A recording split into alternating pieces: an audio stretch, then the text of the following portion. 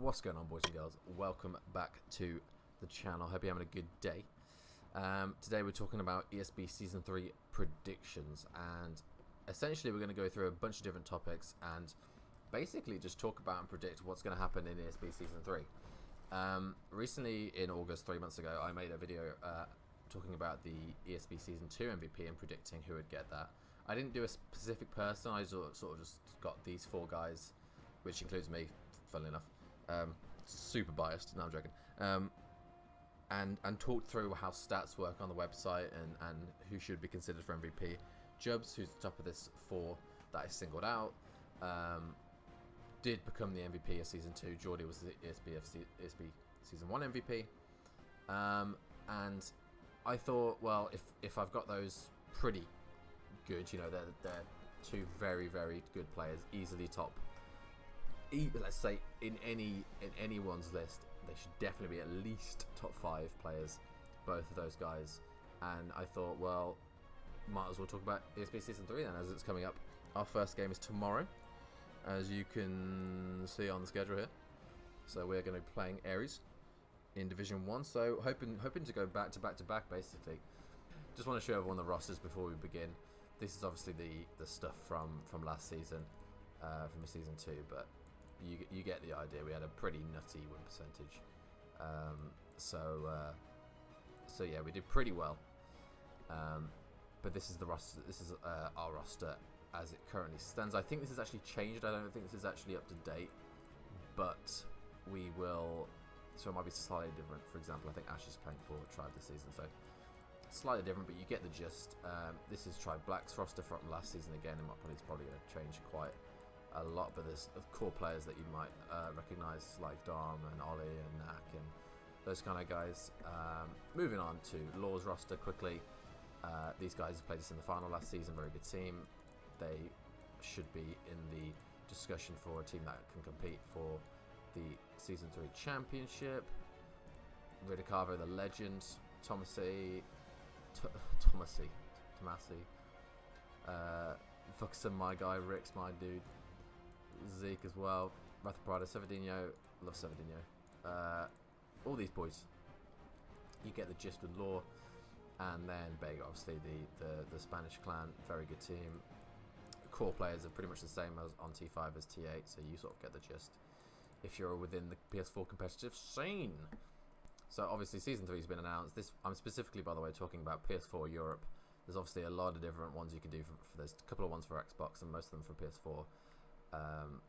But sorry, yeah, 4 of them are for PS4, 2 for Xbox, 2 for PC, in different regions. I'm specifically talking about PS4 Europe, and yeah, that's pretty much the main sort of area of competitive. As far as I'm aware, Xbox isn't that huge, especially in Europe. I think it's much bigger in North America, more of an American sort of thing. So being from the UK in Europe, I'm going to be talking about PS4 in Europe, just so everyone's clear. Obviously the qualifiers happened and everyone got into the divisions via the qualifiers and stuff. That was actually really interesting to see. So that went down and it resulted in this being Division 1, and I need to find Division 2 really. Cool. So we've got Division 2 there for you as well. I'm not going to go through the rosters, but you can go for them, go check them if you would like to. Some very strong teams, especially at the top of the division. So let's get into predictions then. So I kind of wanted just to see how accurate this would be. It's probably quite funny looking back to see how badly wrong I get it. But I thought I'd have a go at trying to get it right. So I'm going to start with Division 2. So I believe these are in no particular order as they are currently standing. I feel like, without even looking at the rosters, wow, my pencil went flying. Without even looking at the rosters, I feel like the ones that stand out to me as being experienced at least are Team Pulsar, Mad and Laferno. So let's go for that order. Let's go for Pulsar, Mad, Laferno. And then fourth, I'm going to say Tribe Red. I know Tribe Red actually placed Division 1 but didn't accept the invite and actually went down to Division 2, moving Nemesis up to Division 1. I'm aware of that, but I think Tribe Red will finish 4th. That's my guess. Tribe obviously being my old team, so I could have easily said 1 and that would have went down well with everyone, but I'm just going to be completely 100% honest and predict what's going to happen. Again, with all predictions that I do, the best thing to do is to always take it as motivation and challenge with that competitive mindset, which everyone's supposed to have in competitive, and to be like, do you know what, I'm going to prove him wrong and improve upon the prediction. If you, for example, now if you get first, you can be like, feel free to dear me and say, ha, fuck you, Jim, I got first. More than happy to do that. I love that mindset. Please do that. So I've got a few different ideas of like almost awards and stuff that I wanted to talk about before moving on to my Division 1 predictions. And that is sort of different awards which ESB could potentially hand out during the season. I know ESB do Player of the Week, and I know they do MVP at the end of once the whole season's finished. So I think that is pretty much like a regular season MVP if you're talking about basketball. The interesting part about that is you've got a lot of room for other awards that you can put in the meantime. So one, I'm going to start with a meme one because this is fucking jokes. Oh, I thought it was jokes. Defensive Player of the Year, right? Juice is probably laughing already. Someone who springs to mind straight away in the nicest possible way is someone like Riddick.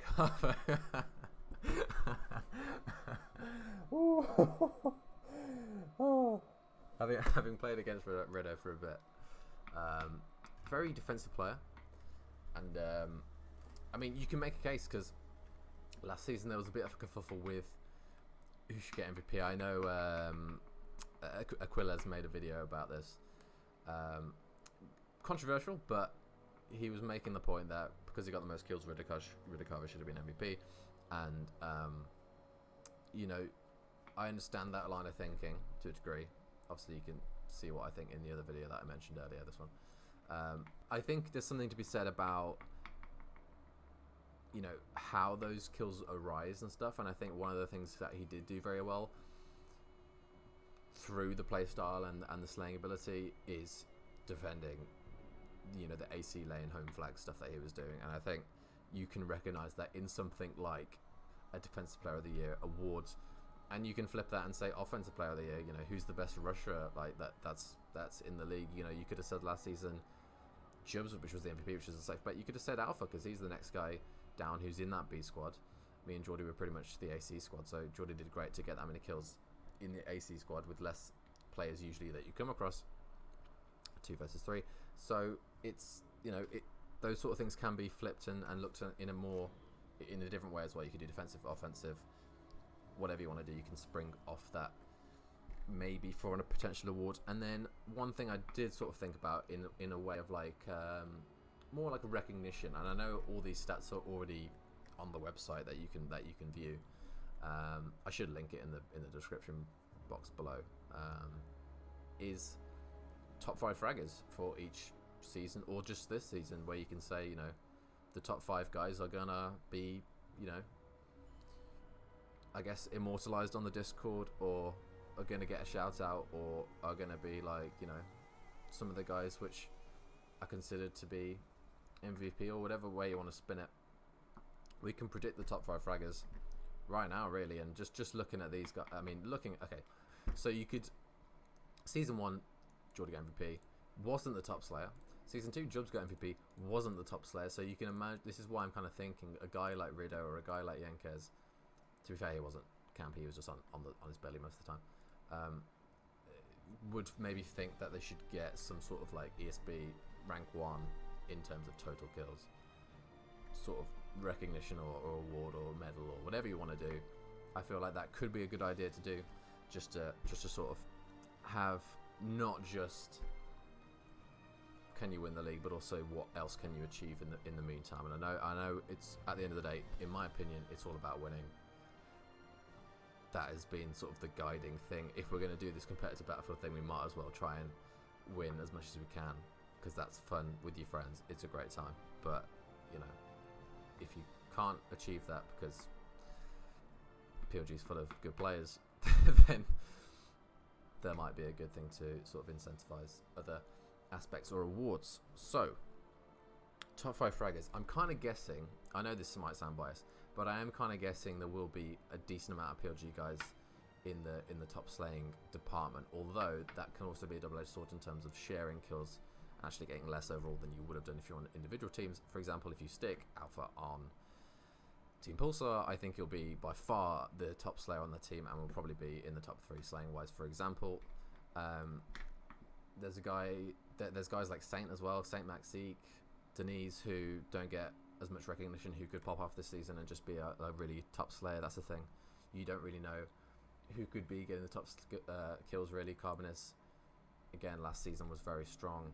Looking back to season 1, some of these guys don't play as often, but Clay was up there. He's probably on Nemesis now, so for season 3, so he's in the league, and he could easily get a lot of kills for that team as well. So you know, you could look at it from a different point of view depending on the teams. You know, you might not necessarily be the top team, but you could be the top slayer on a middle of the pack team and still be one of the top slayers. So prediction wise, I'm just gonna go with, like, I think Jordy will be top 5.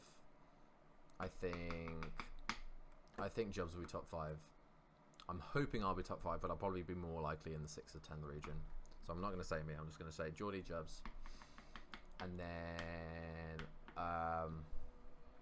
yeah, you're going to need to put some lore players in. So I'm not sure if Rido's going to play, but you probably will see someone like Zeke.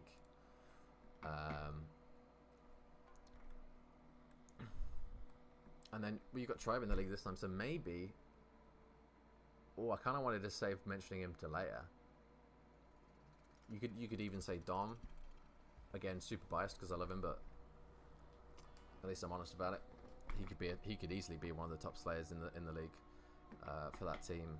And then you've got a guy like, you know, you've got people on Vega as well. It could be Kantan, it could be, you know, Alexa Trio. It could be anyone. Honestly, it's really hard to predict this, but I've thrown out a few names which I think should be in the top 5, and I think hopefully that would be kind of accurate. I think Alpha could easily go in the top 5 as well. He could literally be the top slayer in the league, and I wouldn't bat an eyelid. So even Saint coming back to be more active, I think, for our team could be, if he commits to it and you know, is consistent with playing every game and playing all the scrims and all this kind of stuff, commits to it, then I think he could be top 5 slayer as well. So you get the gist. Again, super PLG biased, but unfortunately I yeah, at least I'm honest about it. Rookie of the Year, that's another potential award you could do. Obviously, you have to be able to pick a player who's not played any sort of seasons before, or at least within the division, right? So you could have Rookie of the Year for different divisions or whatever, however you want to do it. A guy which I wanted to talk about is Ollie on Tri Black, who I've known is very good for a while, and obviously plays on the UK team with me, plays for Tri Black, my former team. I played with him a few times on the UK or Tribe, and he's a very good player. He's still quite young. I think he's 16, so I think he's got time to sort of round out as a player. You know, still got time to grow, still got time to improve, as everyone has. And I think with just, you know, game time, playing against good teams, good opponents, good players, good leadership, which Dom can give to the team, focusing on him, developing him, I think he can be a very strong candidate for Rookie of the Year. And, you know, there's obviously a bunch of other players which I might not be aware of that are going to start playing this season that haven't played before. In season 1, if there was Rookie of the Year award, it had to go to Alpha. Like, surely it would have to go to him. Obviously performing really well in the final and stuff for us. So that's an example of who I think would have won season 1. Season 2, I hope, God knows, maybe someone like Carboners. I know Jordy was saying he could possibly win MVP when we were talking about that. So very good player himself on the Vertigo team, the French team, last season. And yeah, Rookie of the Year I think could actually be probably less memey than Defensive Player of the Year, like Campy Player of the Year, leading Player of the Year. But I think Rookie of the Year could actually be a potential award which can actually be given out at the end of the season.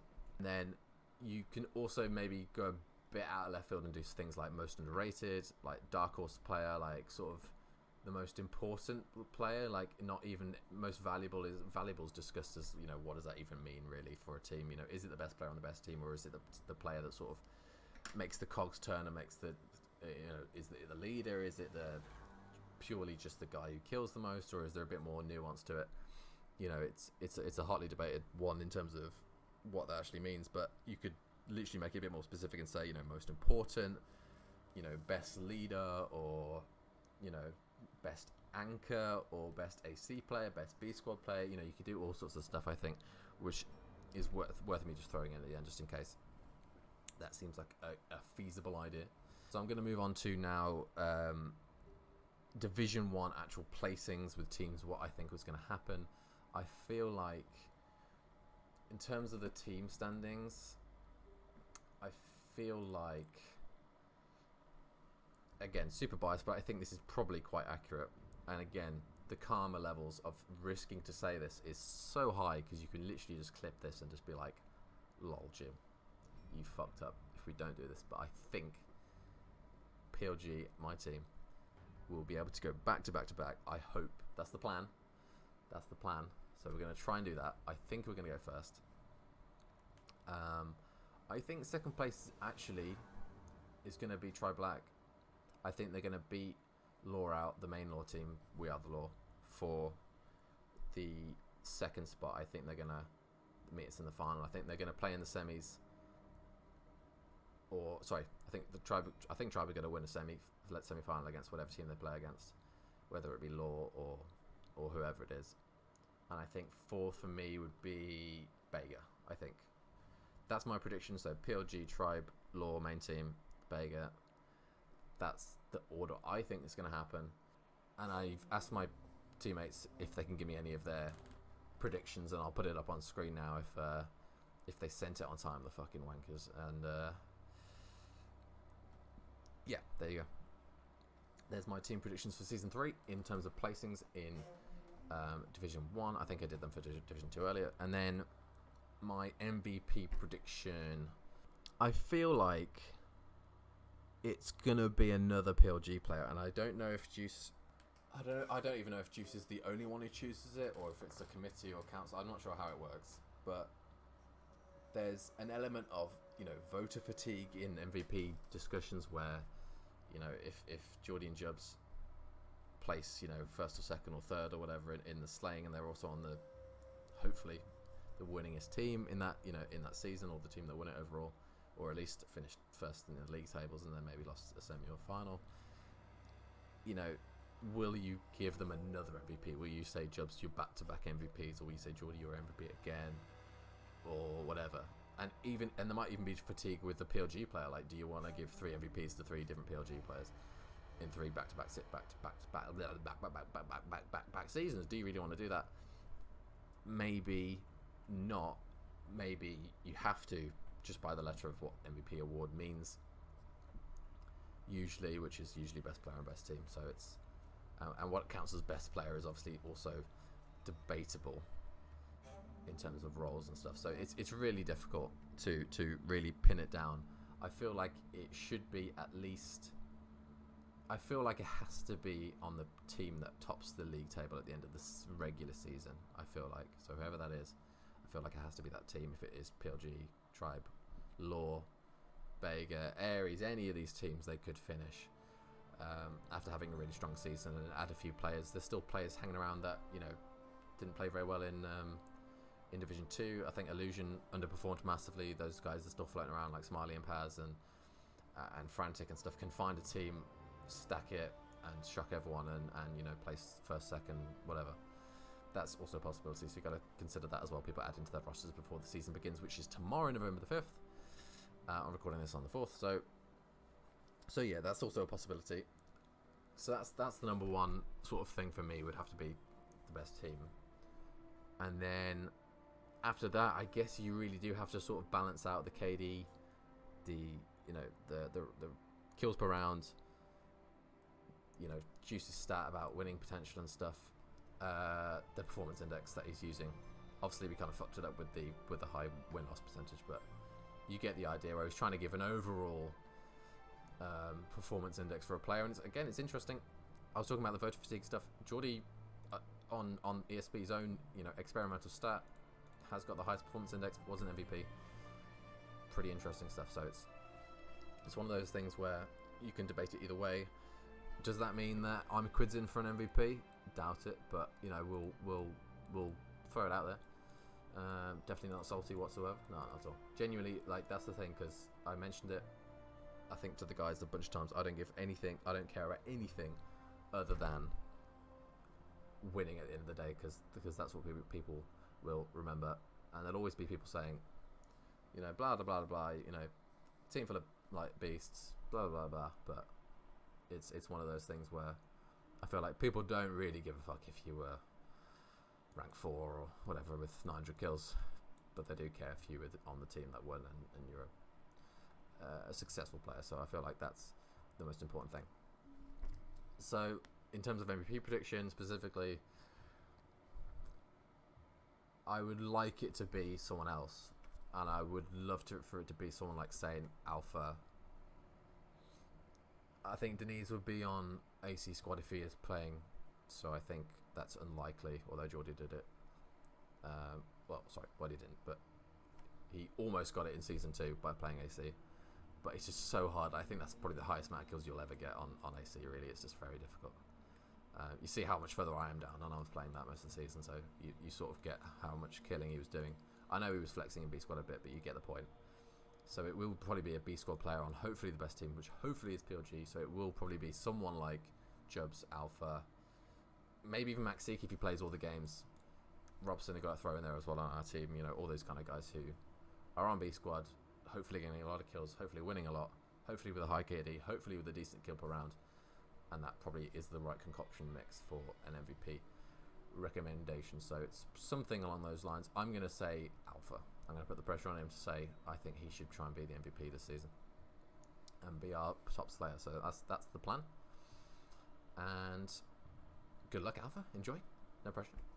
And obviously at the end of the season, I'll probably do another one, sort of maybe summarising the season, maybe rehashing something which has happened or anything. I'm just trying to keep everyone up to date with what's going on in Season 3. And that's pretty much it, boys. I've done my top 4 Division 1 teams. PLG, Tribe Black, Law main team, Bega. My MVP prediction is Alpha Evo. Thank you guys for watching. I've had a good time. I'll see everyone in the next one.